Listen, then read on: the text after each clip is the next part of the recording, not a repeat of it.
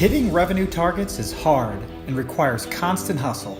Last quarter's success is already forgotten. Learn the mindset and tactics of today's most successful revenue producers in B2B marketing and sales. We call this the revenue hustle. I'm your host, Tom Hessen, navigating you on this journey. Today's show is sponsored by 9 Lenses, an interactive assessment platform that enables you to add instant value to your buyers and allows your sales team to tailor business conversations focused on the pain points each and every time. Check them out at 9lenses.com. All right, this is your host, Tom Hessen, back with another exciting episode of the Revenue Hustle. And today we're going to make some revenue hustle history. And it's my pleasure to introduce Margaret Irons and Brian Shea to the Revenue Hustle. Welcome to the podcast. Thanks for having us. Yeah, so today's a very exciting episode because we're breaking two new, or making history here in two different ways. Margaret is our first two-time guest, and this is my first podcast with 2 guests at the same time. So Margaret, Brian, you are making history here. So thank you for that. Thank you. I'm excited to be here. I've learned a lot since the last time we talked. So I'm excited to we're going to learn all about that today. But so let me do a quick intro. So Margaret, you are the founder and CEO of Salt and Butter. And I'll let you explain what that is. And then Brian, you are the founder and CEO of Lucrum Partners. So why don't you each do a quick introduction of yourselves and what you're doing at your companies? Go ahead, Margaret. I'll kick off. So great to be here. Great to see you, Tom, always. I'm the founder and CEO of Salt and Butter Marketing.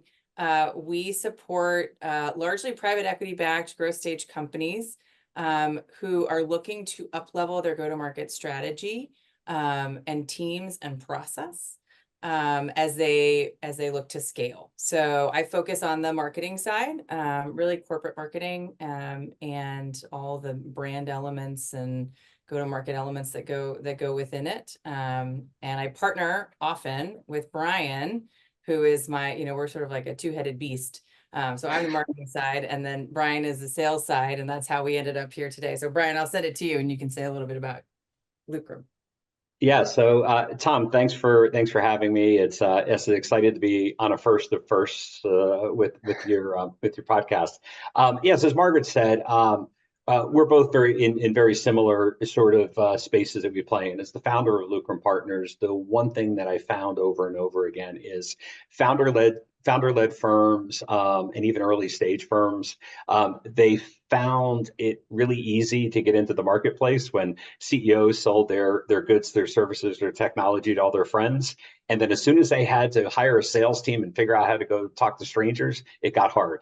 So what we help them do is we help them with everything from the foundation of practices and processes and systems, but we more importantly help them get a North Star around their go-to-market, right? How do you establish the right rigor in your planning that now allows you and your team to sort of pivot and scale? And so Margaret's right. We typically work at the complementary sides of organizations with clients, and that's why we partnered with many clients to date on helping them go to market.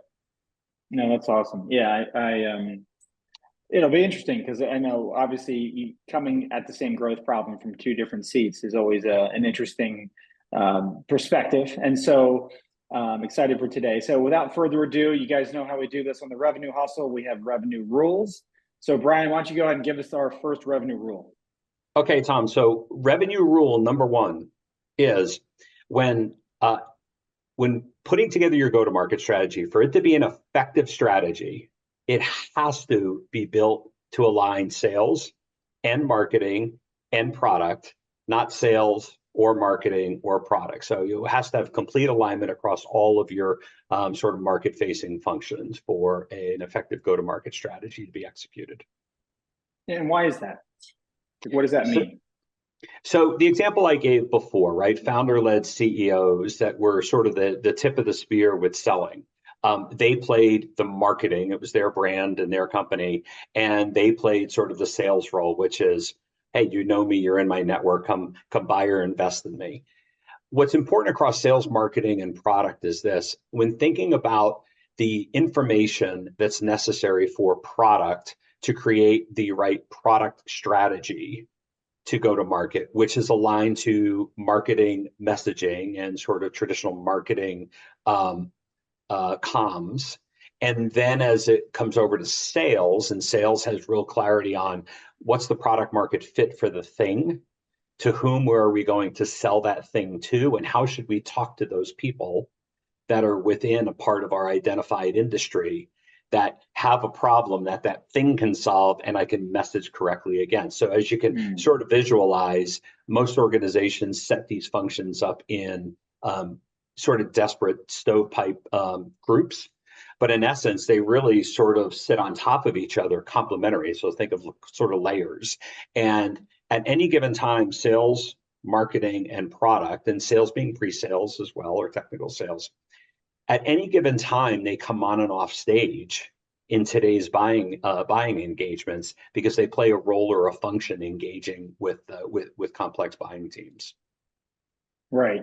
And so why is this hard? And I know, like, obviously we've got marketing and sales. Obviously here we don't have a product leader to join this stovepipe discussion, but like, so maybe Margaret, why is this hard to kind of get this aligned, or why is it unnatural, or, you know, why do companies get this wrong, or how did they get it wrong?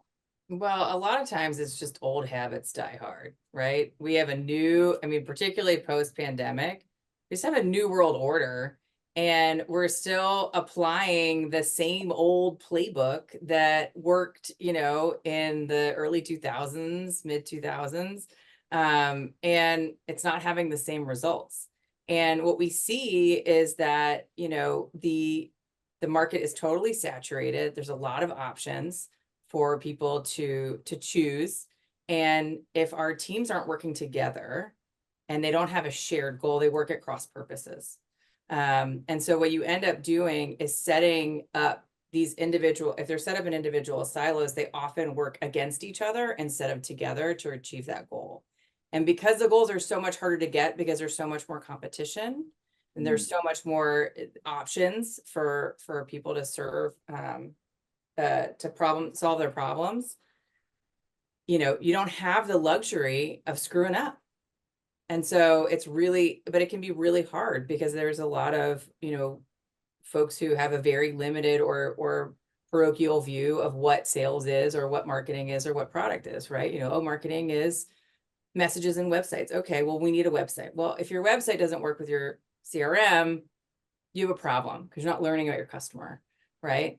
Sales side, same thing, right? Oh, I just need a deck for marketing. Well, if your marketing isn't supporting your specific sales needs, right, and they don't understand the customer and they're not addressing the issues in your sales cycle, then you have a problem. And we know now that buyers are making, you know, making it 70% of the way or 80% of the way into the buying decision before they even touch anybody, before they talk to anybody who could sell them anything. Well, that 70 to 80%, that's marketing. But if marketing is teeing up sales for when they come in to sort of close the last leg, and they're not, and they're saying different things and the messages are off and they're not aligned, everything falls apart, right?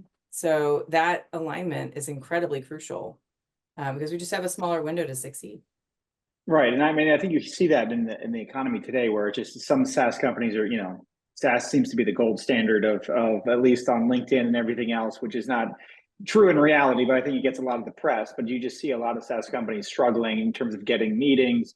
The ability to drive pipeline is harder, right? And so like the stakes are higher, right? So like to your point, where you just don't have as many at bats, you know, you just can't throw money at the problem like they may have been when money was cheap. It's not cheap today. So everything is both harder and at higher stakes, right? So you've got to have pretty good working machine or it's going to come crashing down. Well, and I mean, absolutely. And we also know, I mean, at least from a marketing perspective, right? The tenure of a CMO, I mean, it used to be, which was still light, like 2 to 3 years, but now I think it's down to 18 months to 2 years. So not only do we have the challenge of the limited runway in terms of the relationship between the buyers and the sellers, but we also have the problem of, you know, the leadership not having a very long runway to be successful. So again, if you're working at cross purposes with the other leaders and the other stakeholders in the organization, it's going to make it harder for you to succeed. And if you only have 18 months to do it, right, it's Right. you're setting yourself up for a real challenge. Well, and I know, yeah. Go ahead, Ryan. I was going to say, to add on to this, I think for your viewers, the one blind spot that many CEOs have that sort of causes this problem is they look for methods of measurement at the functional level. So sales, go get meetings. Marketing, go get page views, or right. And instead of looking at what's our objective at the corporate level, right? Our go-to-market level metrics, right? That may be pipeline development, that may be pipeline velocity, that may be engaging with key core stakeholders that we have mapped, that are the ones that are the decision makers. So moving the metric away from sort of the functional granular stuff, which causes divide because you have misalignment of metrics. And CEOs can play a really critical role of saying, wait a second, what should be the go-to-market metrics that we get both sales, marketing, and product to all be accountable for? So all could be accountable for pipeline, all could be accountable for pipeline velocity, all could be accountable for those sort of higher level, higher altitude metrics through the jobs that they do when they're called to come on stage.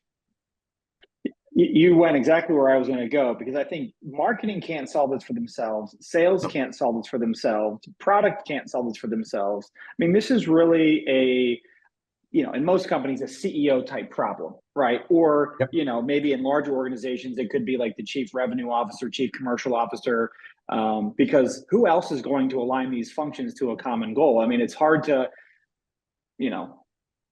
align yourselves. I mean, I guess it's possible where you just have such good working relationship with your peers that you can pull this off together, but usually not, right? Like, is this the CEO problem? 100%. Yep. And the CEO is responsible for creating the accountability across the leadership to these shared metrics and revisiting it and making sure that it's widely known. Mm. The other piece of this that's really, when this works really well and there's a leadership expectation of this accountability, the other piece of it is that it opens up this wide world of saying no, right? There's too much stuff flying at these teams at any given level.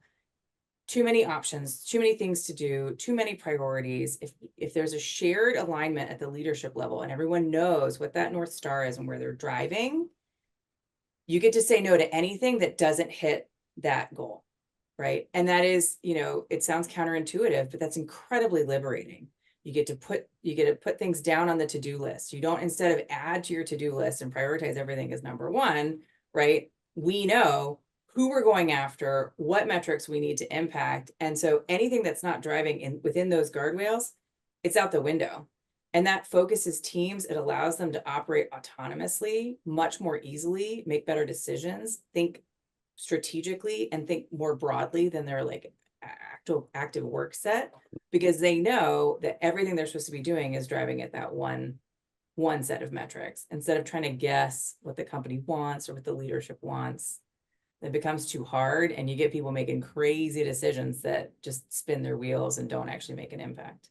Right. Or self-serving, right? Just Exactly. to make themselves look good or hit their own numbers, right? Not necessarily it's like a bad thing, but it's just that they're not. So how do you, Brian, oftentimes, obviously marketing leaders and sales leaders are both in the hot seat, right? In order to deliver, right? And the CEO may have some sort of crazy expectation along with the board, right? You guys both work with VC or private equity backed companies, right? Where these expectations are kind of, who knows where they're pulled from, but it's now, you guys got to go get it, right? That's why I hired you, Brian, to go figure it out, right? So there's no real leadership per se, but it's throwing it down the funnel to say it's your problem, sales and marketing, you guys go figure it out. So how does that, what's reality, right? It is the CEO problem, but if the CEO is not doing it, which more often than not, maybe they're not equipped to do this, but I'm just kind of curious, there's a lot of pressure in sales to kind of deliver it, but how do you overcome this CEO problem? Right. So there's an incredible amount of pressure, as Margaret just said. The safest place an executive growth leader can be is on the side of the customer in how they make decisions. And the biggest chasm that organizations can cross is if we understand how organizations are making the types of purchasing decisions around the types of goods or services or whatever the business that you're in is selling, by you being able to get on that side of the table and establish your inside strategies based on outside intelligence, that's the safest place to be to start sort of shifting that pendulum internally. See, Tom, part of the thing that Margaret and I run into all the time is we'll ask really tough questions of leadership teams, which is, well, how did you come to that conclusion? And they're like, well, I think, or I thought, or right. And there's that inside out thinking. And it's that inside out thinking that creates blind spots. What we work to coach teams on is begin to consider outside in thinking, which will influence your design in the way that you will create a go-to-market, establish metrics for your teams, create the motions and rhythms, the playbooks and the like that you'd activate.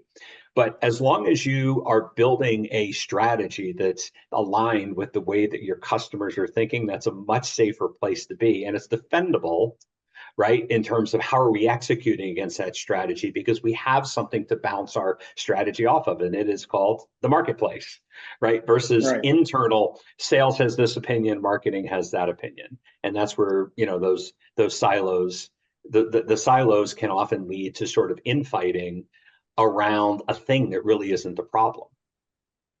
Right. Well, do you have an example of what it looks like to align with a customer thinking? So it could be like industry X is going through some, I don't know, let's call it some sort of event. It could be political, it could be a law, it could be something, and they're having to do all this stuff, right? Like that's happening with or without me and my firm, right? So like, is that an example where you're saying they're doing this, right? These companies are doing these things and we're aligning to that problem, right?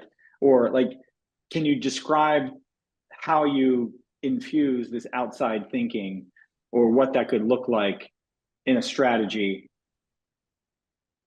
Yeah, so let's start off with every account is different, right? So we have to start with a mindset of just because we have a marketplace we want to serve, an industry or a sector, within that industry or sector, there are sort of conditions that are persistent across the industry. But below that, right, you have accounts, right, those that we want to engage with. Well, those accounts have already created their stake or put their stake in the ground, which is what their initiatives are, what their strategy is. And by the way, they show you those cards. They show you those cards in annual reports. They show you those cards in earnings calls. They show you those cards in the compensation models for executives. Executives get paid to drive objectives. If you understand how they're paid, you'll understand what the objectives are, right? So you can begin to formulate sort of where they're hedging their bets from a set of industry knowledge and then down to an account level. But the real key is the decisions that accounts make, right? What are those kind of triggering points that get accounts to say yes or no? And there is technology that's available in the market today that actually does voice of the customer feedback at the conclusion of a closed opportunity. So by deploying technology like that within your organization, you can begin to sort of validate at the ground level. Are we effectively messaging and driving value and differentiation with the customer in the moments that matter? And do those moments that matter align back to us showing buyers within an organization that we belong at the executive table? We understand their industry, we understand them, we understand their core growth drivers. We understand how and where their executives are focused, aka the compensation comment I made earlier, right? So if we can align at the sort of elevated level and be able, when we engage with those accounts, to show that we can drive for value and differentiation against the things that they're trying to solve for, we have a much higher probability of winning. Right. And I think that kind of goes too about the strategy being formed by what is happening in the marketplace. It has to be informed by, marketing's messaging, right? Like the ability to understand and I just went through this, and I shared this with Margaret, is, we're revamping our website, and the website's cool, but what you say on the website is 1,000 times more important than usually how it looks. And so I had, as part of this, someone interview a bunch of our customers. And it was the first time I had ever been through this sort of experience where some third party went out and just formally interviewed our customers, like, what was the problem that you saw before you brought 9 lenses in, and all this sorts of stuff. And it was enlightening, right, which informed our messaging, right? And so I think about, Margaret, and not just the strategy, but how you understand your own value to the customer and being able to communicate that. It is so hard, right? And getting that right from the tip of the spear on the website all the way down through the talk track, right? And I'm looking at you, Margaret, from a marketing standpoint, because oftentimes marketing owns messaging, right? Mm-hmm. And so that's also tied back to the strategy that Brian was talking about. So, like, again, kind of working together, right? To, like, again, to me, it's a CEO job. Like, what is it that this company does, right? It's a hard answer more often than not, but I'm kind of curious, again, your leg of the stool is having that really strong understanding of the customer pain, problem, etc., and then being able to effectively communicate that. 100%. And the companies that are most successful are the ones who have a very simplified set of messages that reach their customers, which is incredibly difficult to get to. Yeah. It is a lot easier to have a lot of messaging. The more words, the better, right? Was it Winston Churchill who said, if you want me to speak in 5 minutes, like, I need 3 weeks, but if you want me to speak for 2 hours, I can do it right now. Like, being concise, really understanding the pain, and being able to really clearly, effectively communicate very quickly the value that you bring, the problem that you solve, and why you stand out, right? And getting to that is incredibly, incredibly challenging. It takes a lot of work. And of course, the problem is when you look at the result and you see 5 really highly impactful bullet points of messages that appear across all of the touch points with the customer, it looks easy. Like, it's only 5. No big deal. Right. But in reality, the work behind it belies the work behind it to get to that. Because when you go into a conversation, right, whether it be via newsletter or via sales meeting, if everything's saying the same thing and you're hitting the same, let's say 5 points every single time, that customer is going to walk away with a very clear understanding of who you are and what you do and how you can help them, right? The more you add to that, the more problems you bring about, because they have a way to sort of deviate from your talk track into whatever they think you're going to do for them. And that ends up being a problem, not only because it can be a problem in the sale, but also if they've convinced themselves that you do something that you don't do because you've been overly verbose or overly complicated in your messaging, you get into the engagement and you fail because they're expecting something you can't deliver, right? So being concise, right, tight, and making sure that those messages are the guideposts. And again, you're right, like, it starts at a CEO level, right? If there's a shared expectation, understanding of, this is what we do, this is the value we bring, this is how we go to market, these are the messages we send, this is how we stand out, and it carries through all of your teams, then you can ensure that your website and your collateral and your conversation talk track are all saying the same things. And that's when a company really, like a brand, can really be powerful. Because at every stop, if this 70% of the way that the customer's doing this research on their own, if at every point they're doing this research, they're hearing the same thing, they form a very clear vision of who you are and what you do. right. But if you're saying different things at different times or sort of layering it, it can be harder for them to really understand why they should reach out to you. And so much now of the onus is on them to say, I will give you the time to pitch me. It's not as easy as it used to be. I mean, I don't think sales has ever been easy. And as a sole proprietor, business owner, whatever, I have certainly like a new appreciation for it, but it's never been easy, but it's harder than it's ever been, right? Because airtime is hard to come by and there's all this competition, right? So it's just tough. Yeah. No, I had a conversation yesterday with a friend who's starting a company. He's been out on the road, build a software product, and he's like, I don't have any customers yet. And again, I've lived this journey of wandering the desert looking for water, right? Here at Nine Lenses has been a long journey. And I'm thankful we found water, and I've been drinking a lot of it lately, but it's really hard. I mean, it's so hard to kind of understand the customer need to that level of detail. You just can't learn it overnight unless you came out of that problem, right? And it's like, he was giving me all this stuff. I'm like, what is the problem that you're solving? And he could not articulate that, right? It was about his solution. And I'm like, no, what is the problem? Because they could solve that problem a number of different ways, probably, right? But you just need to give me what the problem is. You can tell me how you solve it later. But they could not articulate that.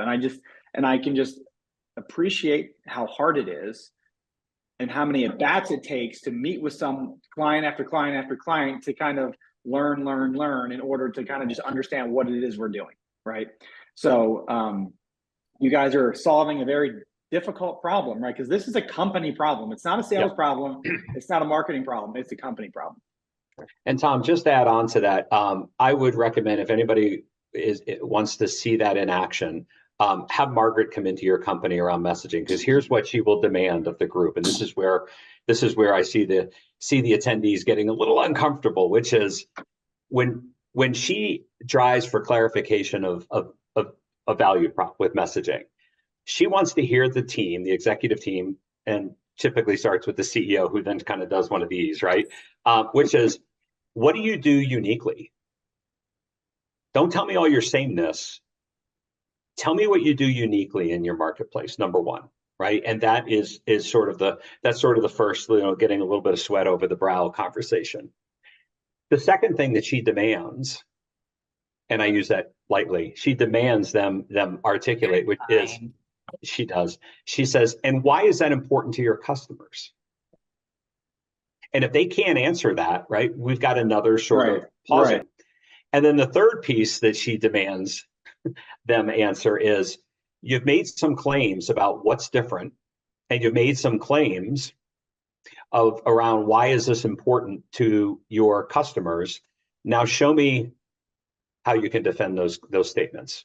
So all value-based statements must be defendable, and that is sort of the framework when the CEOs are saying, like your friend who started a company who doesn't have any customers.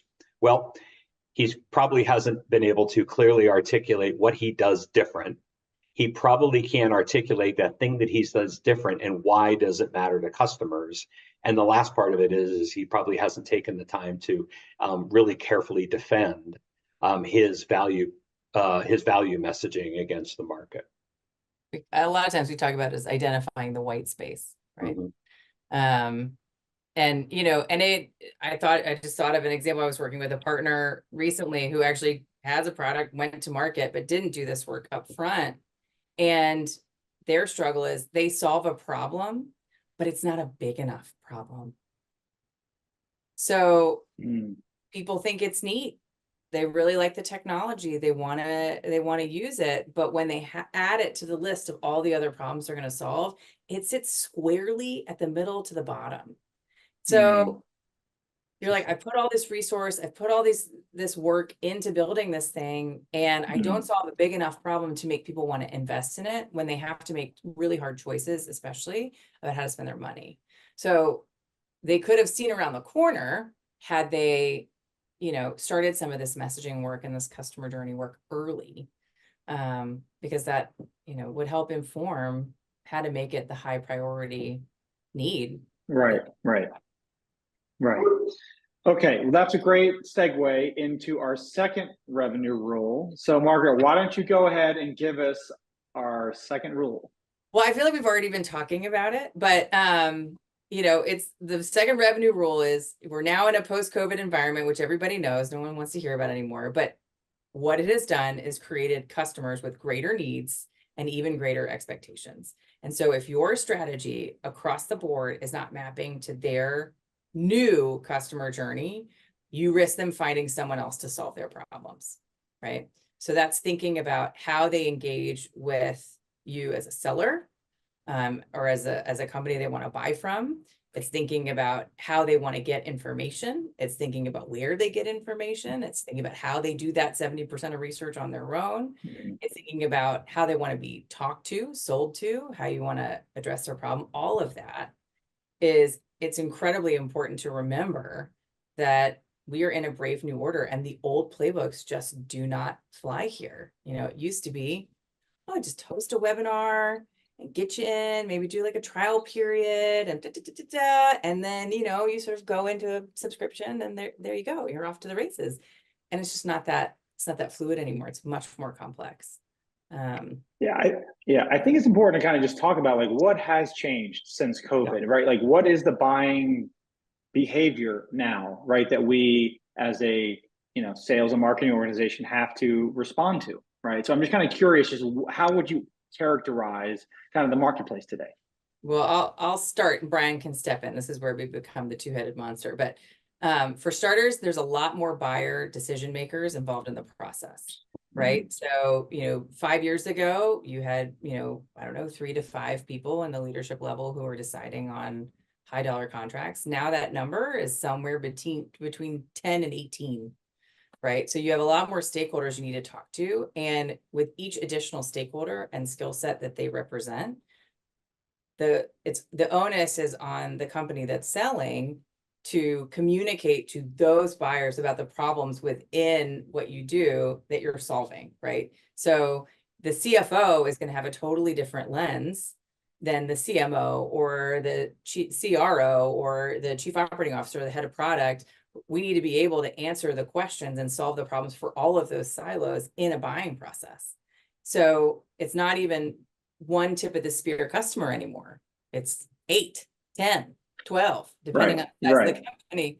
So that makes a lot more complexity in the process and lengthens it, frankly, which is something else that people need to think about. Brian, you go.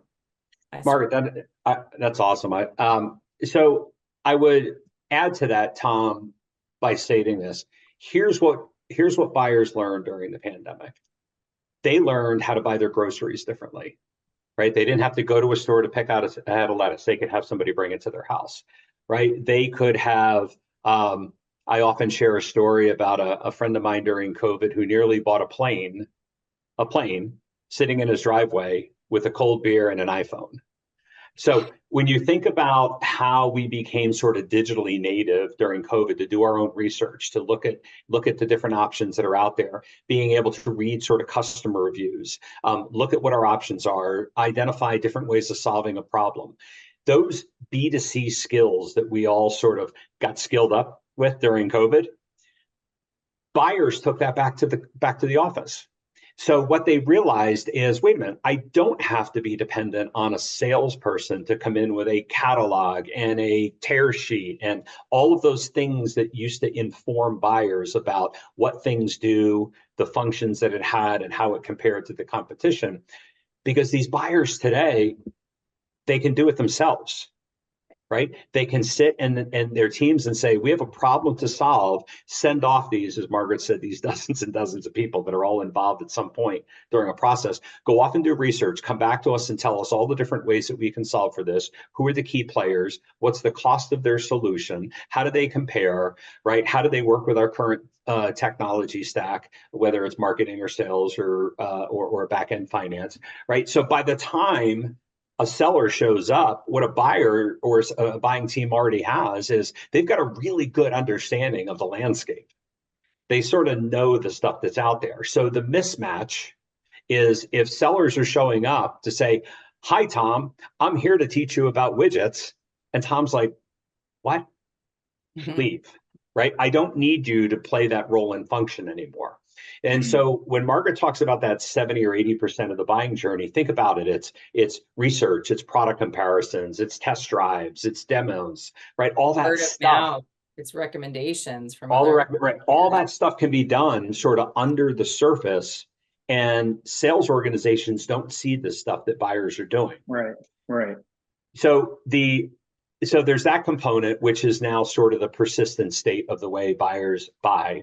What Gartner research has shown is that buyers are preferring frictionless buying. right? That's sort of the word that the marketplace is using.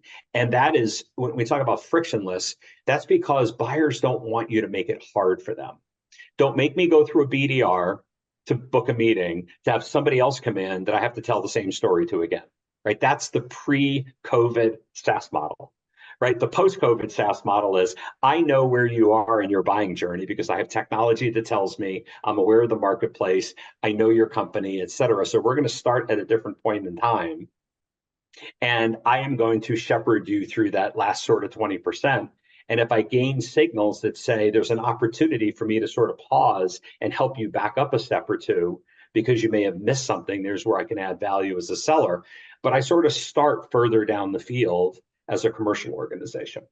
The last comment I would share that is a big variable is today, you're seeing the sort of budget autonomy, the budget decisions that are being made, they're all being pushed back up to the executive levels. This is what a wobbly economy will do. This is what recessions will do.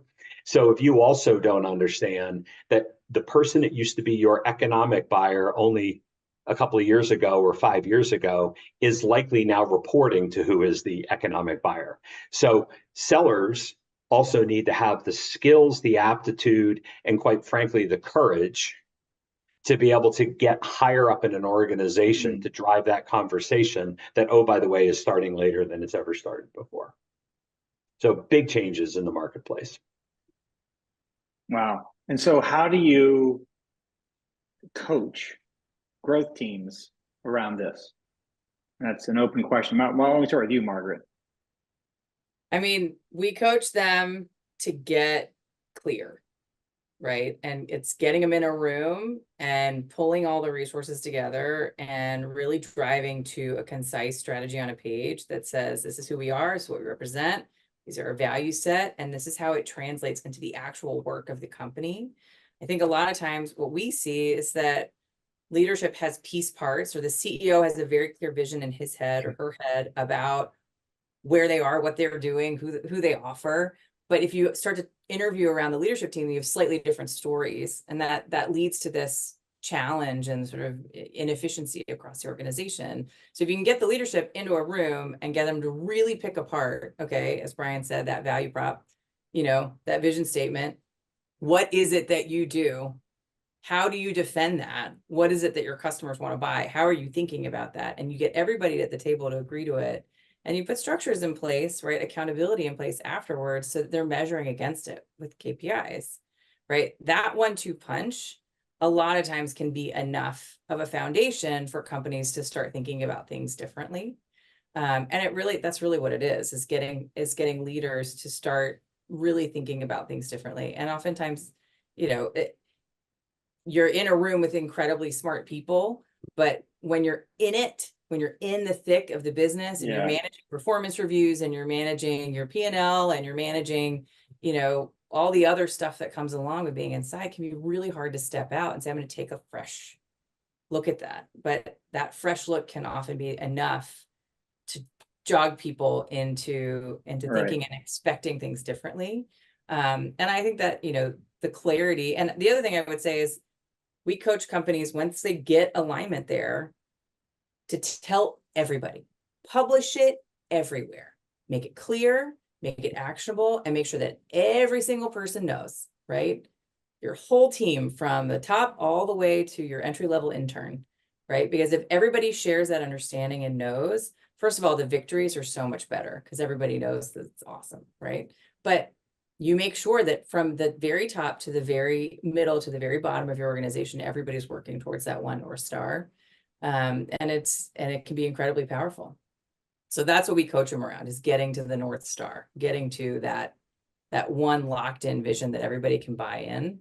And then you'll start to see the silos that represent different skill sets, right, within the company start to operate against that vision with their own capabilities, right? So sales will function in a certain way, marketing will function in a certain way, product, operations, whoever else. But there's a shared accountability there, and there's an expectation that you're coming back on a regular basis and saying how you're doing and tracking that company's metrics, not things, not lead gen, not like MQLs, right, or meetings, but how are we doing against our bigger goal? And MQLs and meetings just sort of fall by the wayside because you're really tracking that, that growth number, that, that larger altitude metric. So. Yeah. And then the backside of that is, so the strategy on a page, which is not easy to get to, as Margaret said, right? It is a lot of debate, arguing, kicking, crying, right? All that stuff, right? But you got to sort of work through that to get the team aligned on as Margaret often and appropriately coins, the North Star. Then you can move to a conversation about, okay, in which for us to actually execute that strategy, are we built and designed right? So you can have an organizational design question. If we're designed right, do we have the right people in the right seats, right? The old, good, the great. So then you can go through a profiling of what's the skill and sort of competency, what's the job we need each of those functions to do? Do we have the right people in those right seats? Have we enabled them with the right tools in which to go and execute the things that we're asking them to do? So you're bringing enablement in, you're bringing in L&D, you're looking at playbooks, you're looking at skill programs, you're looking at messaging programs, you're looking at coaching programs. Do we have the right sort of reporting to let us have clear visibility against the thing that we said we want to go measure, right? So now we bring in our FP&A or our business insights teams, and they sort of start positioning the dashboards for the organization so that we have clarity sort of at the exhaust, which is what's coming out the back end of the operating machine. Do we have clarity that what's coming out there sort of goes back and ticks and ties to the go-to-market strategy? So it sounds sort of simple, right? But this activation part is very methodical, and we work with organizations to get that first piece right and then start with the building blocks, because it's all of those steps that are required for us to effectively pull off and execute a go-to-market strategy. And right. budgeting also obviously factors in there too. Like, are you spending money in the right places to get the results? Right. Well, great. Well, how can we follow you guys online? Because I know you guys are both active. Well, you can find me on LinkedIn at Margaret Irons, and Salt and Butter Marketing has a page, or you can go to saltandbuttermarketing.com, and I'll be hanging out there ready to help anybody who needs it. Yes, and I too am very active on LinkedIn. Brian Shea, Lucrum Partners. My LinkedIn handle is actually Sales Skills, if that's not too much of a lead. So if you're looking for me on LinkedIn, you can type in linkedin.com with I don't know how many / you need. And then Sales Skills is my handle. And then lucrumpartners.co. Lucrumpartners.co is the other way that you can contact me. But yeah, let's connect on LinkedIn. Let's start the conversation. Yeah, so I got to ask one last question. So Brian, are you doing better at marketing than Margaret is at sales? Right. So like, how are our skill transfers from sales to marketing or marketing to sales? Well, when we're doing dual engagements, Tom, I am the second most talented go-to-market leader in the room, always. Highly doubt it. Very even. It is nice to have, as in this two-headed monster, it is nice to have a partner on the sales side to be like, hey, I was going to do this. What do you think? And then being like, no, you are not following your own advice. So we are great partners. Yeah. No, I'm sure it's given you both a great appreciation. I know you already had one, but just now actually, doing marketing, Brian, for your own firm, and Margaret selling, is, as a CEO, it's whole new appreciation. So this has been fun. I know it would be. I'm so thankful for you guys coming on the Revenue Hustle. Two of the DC's hardest revenue hustlers out there. I appreciate the time. So let's let's do it again down the road. Let's create some new history. We'll love it. Thank you for having us. Thanks for having us, Tom. My pleasure. Take care. Thank you for tuning into the Revenue Hustle. This episode has been brought to you by 9 Lenses. Turn your sales team into trusted advisors. Go from having conversations to consultations. Learn more at 9lenses.com. See you next time.